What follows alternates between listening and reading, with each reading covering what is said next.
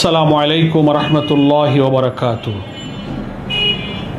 इन्नल हम्दुलिल्लाह वस्सलातु वस्सलामु अला रसूलिल्लाह। प्रिय देशवासी भाई बोनेरा, আমরা সবাই জানি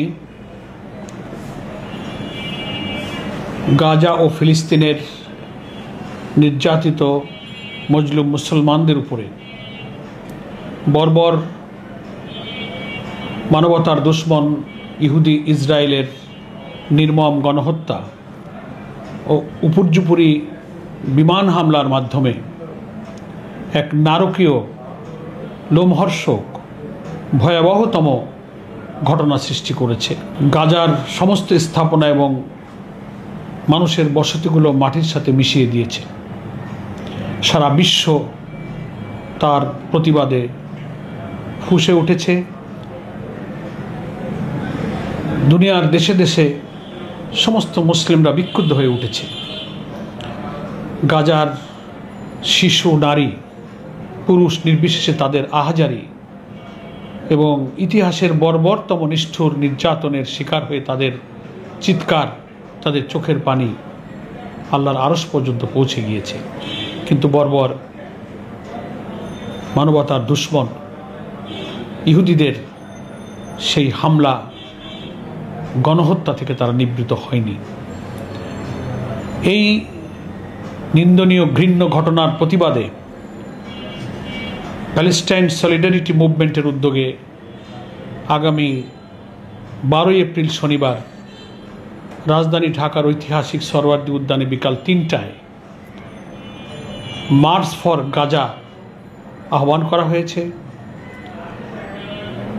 বাংলাদেশের শীর্ষস্থানীয় বরেণ্য আলেম, ইসলামিক স্কলার, দেশের বিশিষ্ট সম্মানিত ব্যক্তিবর্গের আহ্বানে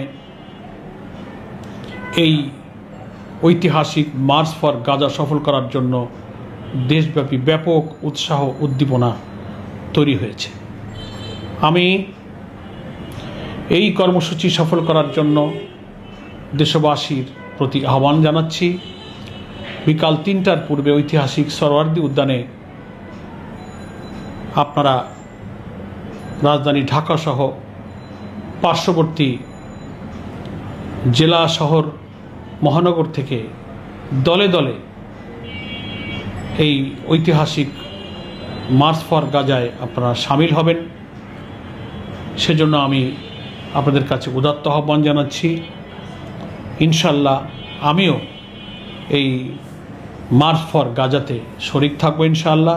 আমাদের লক্ষ্য রাখতে হবে এই কর্মসূচির সুযোগ নিয়ে কোনো সমাজ বিরোধী দুষ্কৃতকারী যেন কোনো রকম অপ্রীতিকর ঘটনা ঘটাবার সুযোগ না পায়, সে ব্যাপারেও আমাদেরকে সতর্ক থাকতে হবে এবং কোনো রকম সামান্যতম কোনো আলামত ইশারা পেলে তাদেরকে নিবৃত্ত করতে হবে।